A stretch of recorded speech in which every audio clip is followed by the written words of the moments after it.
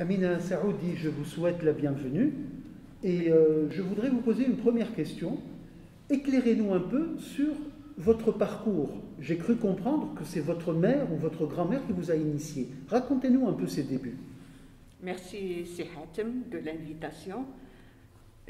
Voilà, donc je suis née à Casablanca.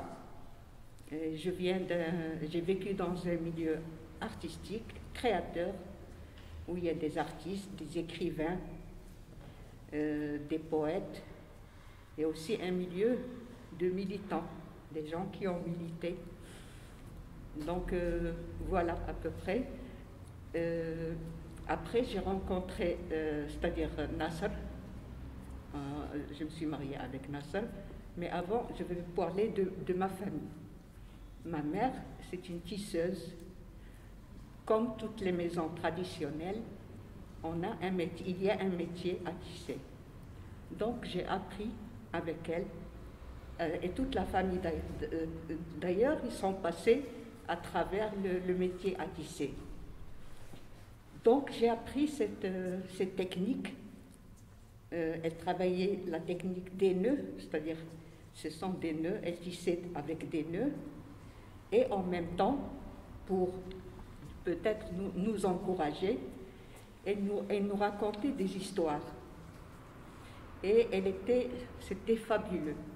Elle savait raconter, c'était une narratrice, c'est-à-dire elle avait un don.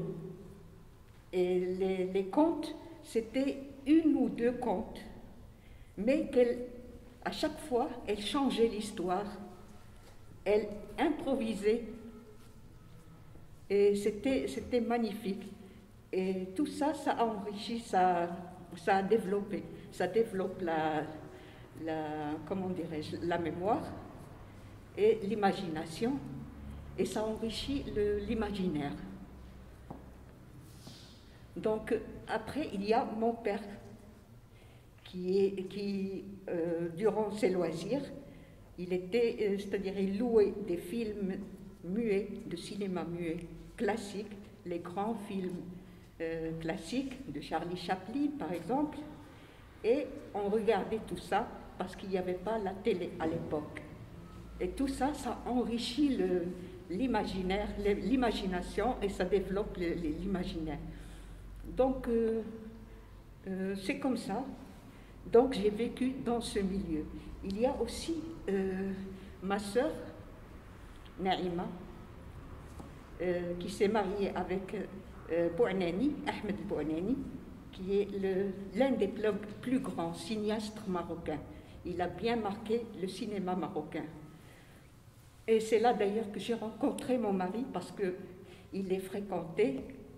Et dans ce milieu des Bouanani, qui était un milieu différent, c'est-à-dire dès qu'on franchissait la porte, on était presque projeté dans une autre dimension, parce que c'était un monde de cinéma, un monde de rêve, un monde d'acteurs, d'artistes. J'ai vu Belkahia, oui, j'ai vu Taïb Siddiqui là-bas, j'avais à peine 8 ans. Donc, je rencontrais des célébrités, des artistes, des poètes, le poète Khairdine, Yellabi. Donc, voilà à peu près. Donc, dans ce milieu, c'est-à-dire la maison de Naïma El Bouanani, ou Naïma Saoudi, qui est elle aussi une grande artiste. Elle était maquilleuse et décoratrice dans les grands films qui ont été tournés à Ouarzazate.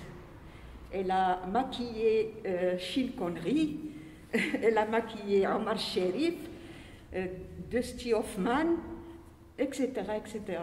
Donc cet appartement, c'est-à-dire ce lieu, il m'a beaucoup marqué, et cette atmosphère, parce que c'est l'appartement de Naïma, c'était une sorte de musée. C'était un musée où il y avait c'est-à-dire des objets d'art, des tableaux, des sculptures, des bobines de films, les grosses bobines de films, et on regardait des films, les grands films. Donc tout ça, ça a fait que ça a enrichi mon parcours, qui est assez exceptionnel. Et puis j'ai rencontré Nasser et on s'est installé en Tunisie, et que lui aussi Nasser c'est une institution. Nasser c'est un écrivain, c'est un peintre, c'est un professeur de l'histoire de l'art. Qu'est-ce que je peux ajouter? C'est un grand journaliste.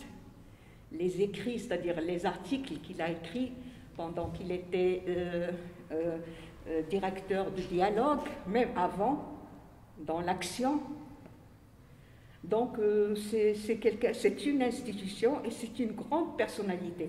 Puis après, il a été nommé, c'est-à-dire directeur dans 2 écoles d'art, l'Institut supérieur de Sfax et l'Institut supérieur d'art à Tunis.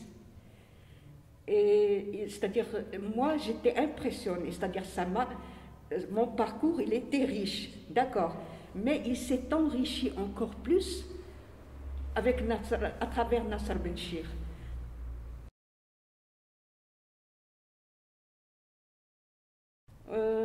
Oui, c'est-à-dire, moi je travaille, c'est-à-dire je vais vous parler vous voulez que je vous parle de mes réalisations, comment je les tisse.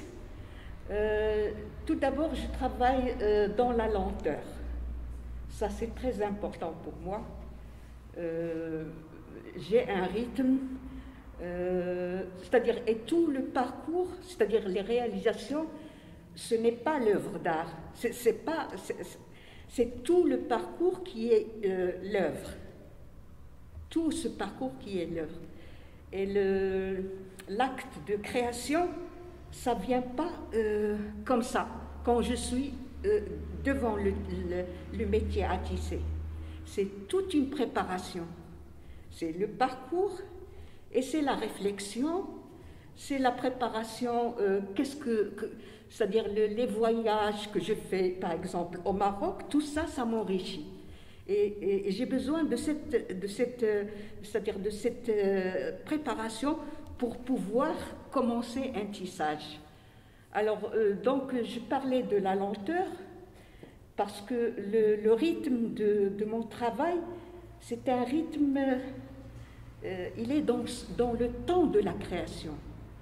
C'est un rythme, le temps de la création, c'est le temps presque dans mon atelier, quand je rentre dans mon atelier, j'oublie tout. J'ai déjà cramé plusieurs repas, c'est catastrophique. Donc c'est le temps de la création, comme je le répète, et ce temps-là, il est infini. C'est un temps qui est infini.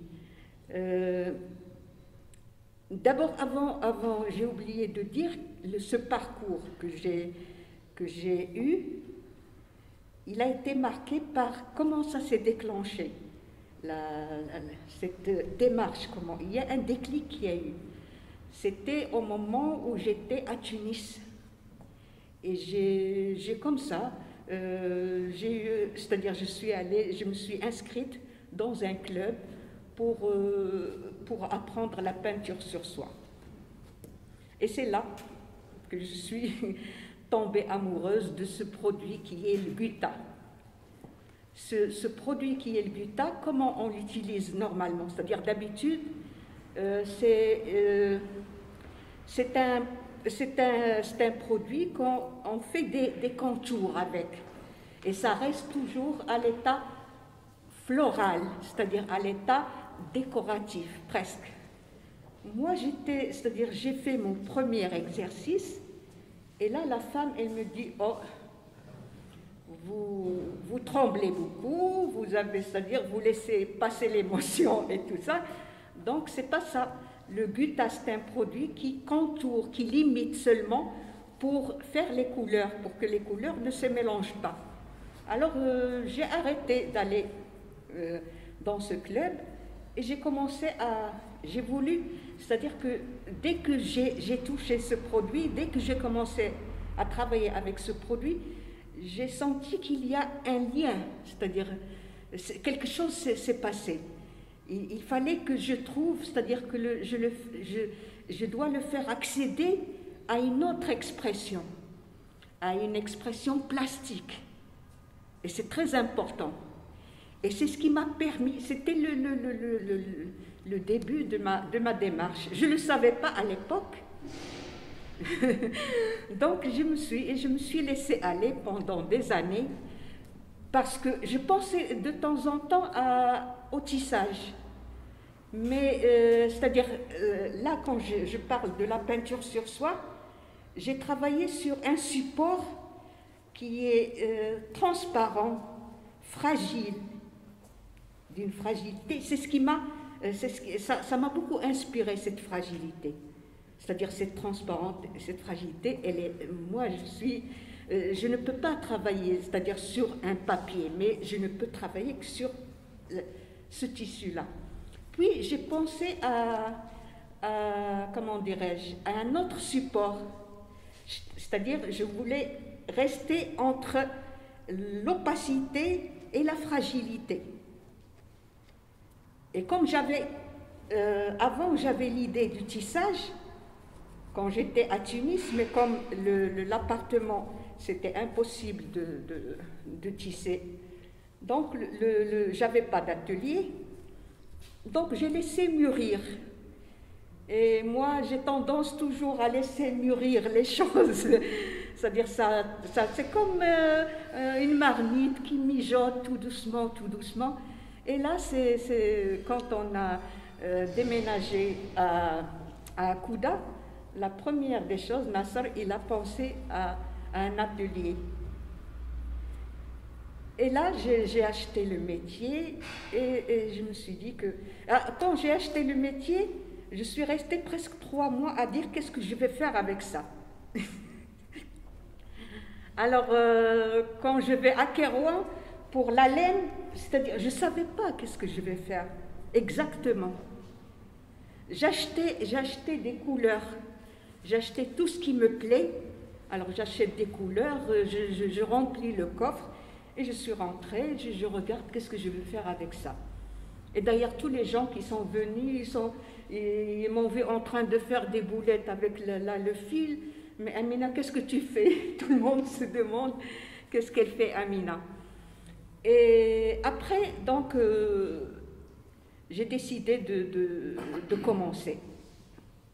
Et je vais parler maintenant de comment je commence mes réalisations. C'est une étape qui est très difficile pour moi et décisive, qui me permet, pourquoi? Qui me permet après de construire le tissage, ce tissage. Alors, je vais pas prendre le mot de tisserande, je vais prendre le mot artisan.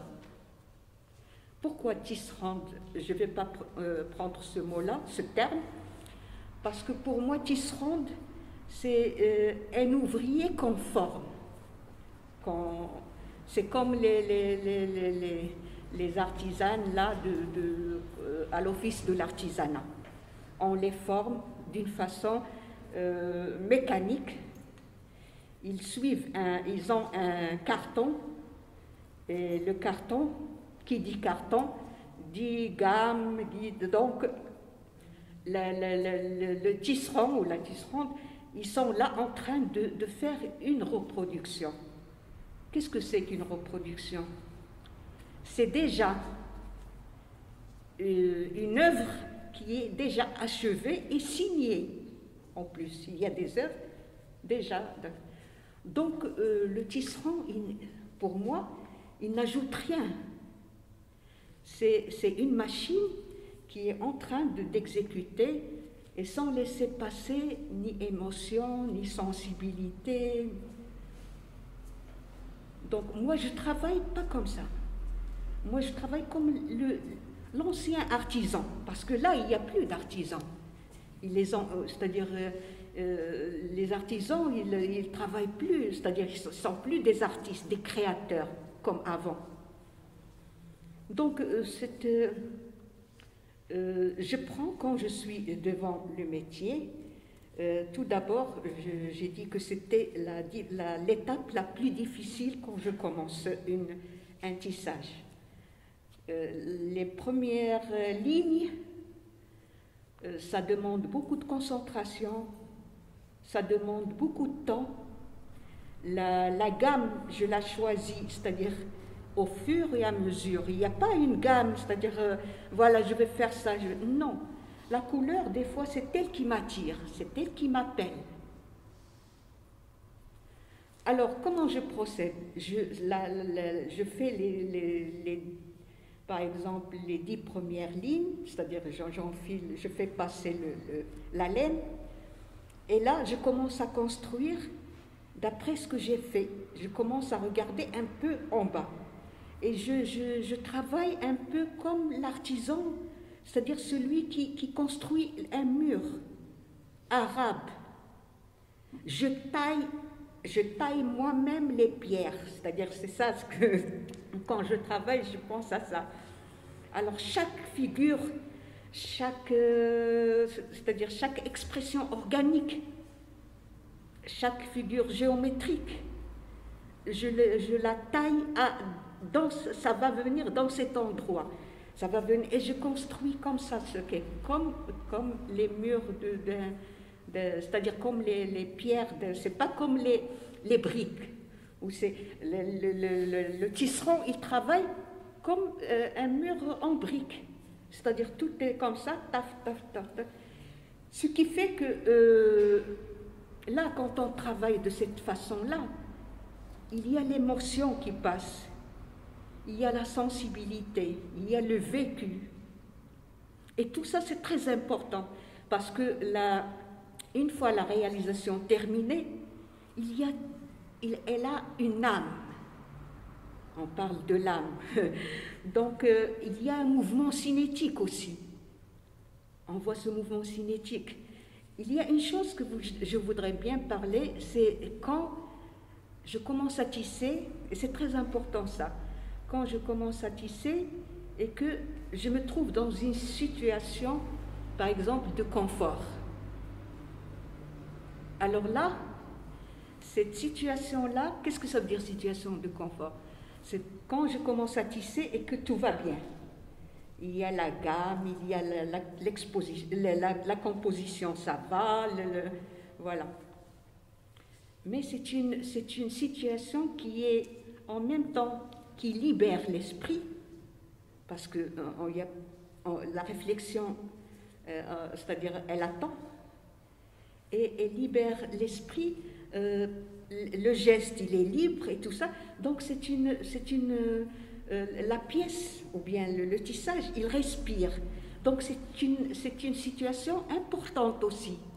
Mais c'est le piège pour moi, parce que moi, quand je dis c'est le piège, parce que si on s'attarde beaucoup dans cette situation, il n'y a plus de difficulté. Et moi, je travaille dans la difficulté, exactement. J'aime la difficulté, je crée la difficulté. Pourquoi? Parce que si on travaille c'est-à-dire dans cette situation de confort, on n'avance pas. On ne peut pas aller plus loin dans la création.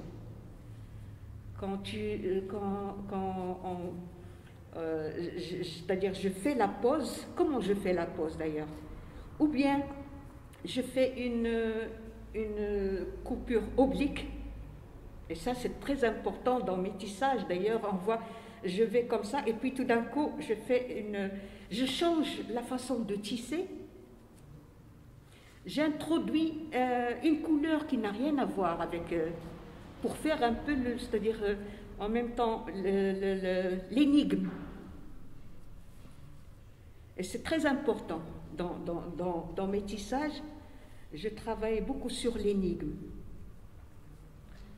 Donc, à peu près, c'est comme ça. Et donc, c'est-à-dire, il n'y a pas de recette.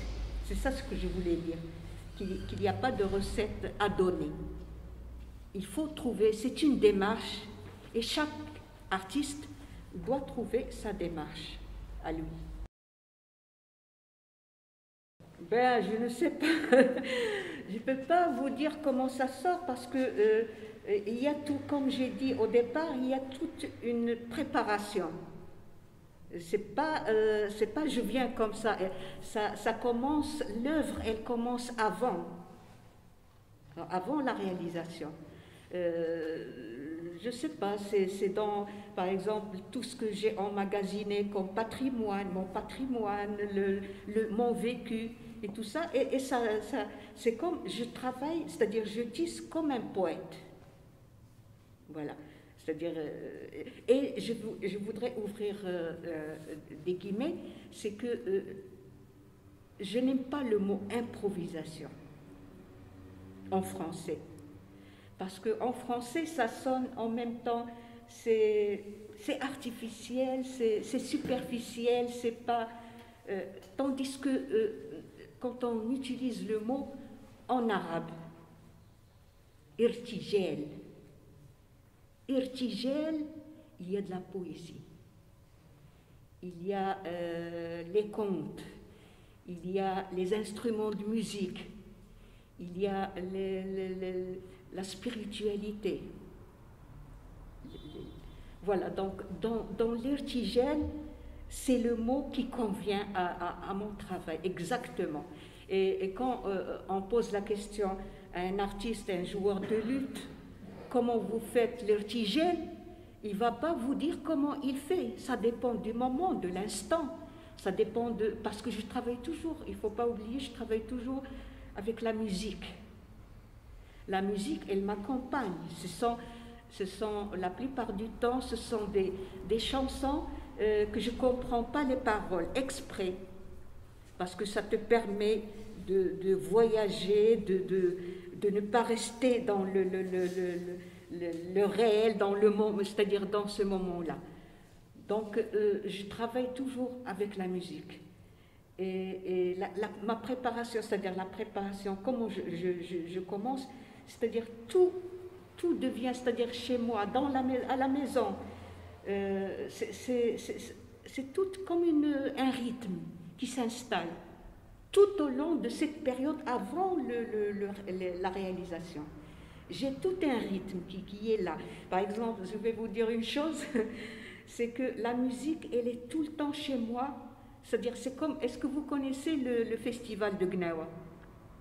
Alors, le festival de Gnawa, pendant 10 jours, le festival, il dure 3-4 jours. Alors, pendant 10 jours, d'ailleurs, ma sœur, c'est elle qui organise le festival de Gnawa.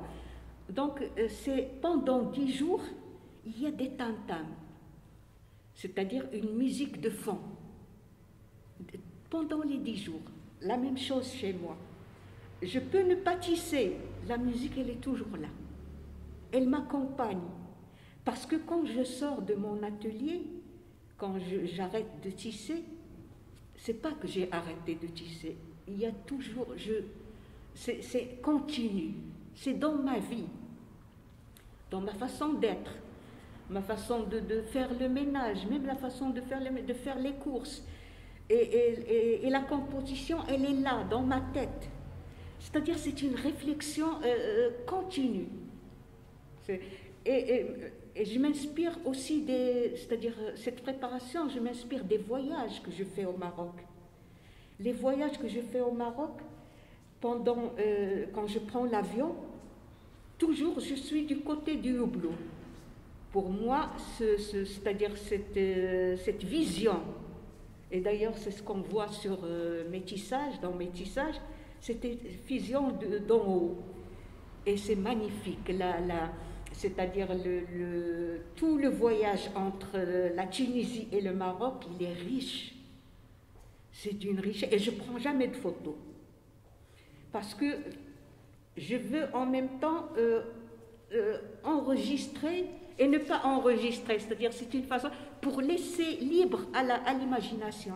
Parce que si on prend la photo, on commence à regarder, ça y est, on stoppe l'imagination. Ça, on ne peut pas avancer. Donc je ne travaille jamais d'après des photos. Toujours je prends, je regarde, j'observe. Et là d'ailleurs, je retourne vers Nasser parce qu'il m'a, c'est-à-dire j'ai vécu avec lui, je vois comment il travaille et je vois comment il regarde la nature, comment il reste des heures à contempler. La contemplation, c'est très important. Ça ouvre l'œil, ça te permet de voir beaucoup de choses. La nature, c'est une, comment dirais-je, elle est d'un équilibre incroyable. Il y a tout dans la nature. Et si on ouvre les yeux, les oreilles, tout ça, c'est magnifique. Donc c'est comme ça que je travaille, dans toute cette ambiance-là, que je peux travailler et réaliser mes tissages. Alors, 2 questions pour terminer l'entretien. Oui. Est-ce que vous êtes en train de travailler en ce moment, ou sur quoi et comment? Là, je suis en train de travailler sur la peinture sur soie, sur mes recherches toujours, mes expériences. Parce que quand je dis que je vais retourner, j'ai oublié un point. Expérience, ça veut dire, pourquoi j'emploie le mot expérience aussi? Parce que dans mes recherches ou bien dans mes tissages, il y a des erreurs que je garde. Des fois, je garde ou bien j'exploite à fond. C'est-à-dire, quand j'ai parlé tout à l'heure de la difficulté, quand j'ai parlé tout à l'heure de cette situation de confort, quand je dis que je provoque une situation où je vais rencontrer des erreurs. Ça, Donc, j'adore cette situation-là. J'aime cette situation-là parce que je pense que avec cette erreur, ou bien je vais me tromper et ça va être, et je serai obligée de recommencer. Et c'est encore beaucoup de travail, surtout le tissage, défaire. Ça prend du temps, plus que la construction. Alors, ou bien je prends l'erreur et j'essaie de l'exploiter à fond, c'est-à-dire d'aller vers des chemins peut-être qui sont vierges, parce que l'accident, quand on fait l'erreur, beaucoup de gens, ils retournent, ils s'arrêtent plutôt. Et si on continue, et là aussi, je reviens à Nasser parce que Nasser, je vais parler d'une chose du quotidien. Quand on prend des routes, Nasser, il prend les routes, les sentiers, et là, c'était impressionnant. Moi, je viens de Casablanca, il faut le dire. Donc, je ne savais pas cette notion et c'est très enrichissant, ce sentier, ce sentier-là. Donc là, c'est quand je tisse, j'ai cette idée dans ma tête. Et c'est très, très constructif, cette idée. Elle te permet d'aller plus loin et de voir de tomber sur d'autres façons de tisser, justement. Parce que dans mes tissages, il y a des je nie, je tisse, je fais, c'est-à-dire le fil, je le tasse, comment dirais-je, et des fois je tombe avec cet accident-là, ou bien avec cette erreur, je fais autre chose que ce qu'on a l'habitude de faire, une autre technique, une autre façon de nouer. L'essentiel, c'est que je m'en sors. Voilà, donc là, je suis en train j'espère, je l'espère. Et c'est pas grave si je m'en sors pas. C'est-à-dire que c'est toujours une richesse de plus.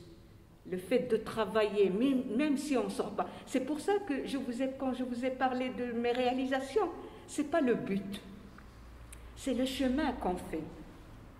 Et c'est le bonheur, tout simplement. Donc là, je suis en train de travailler sur la peinture sur soie. Et comme avec le Covid, je n'ai pas le matériel pour le tissage, donc je ne tisse pas en ce moment et j'espère revenir très bientôt.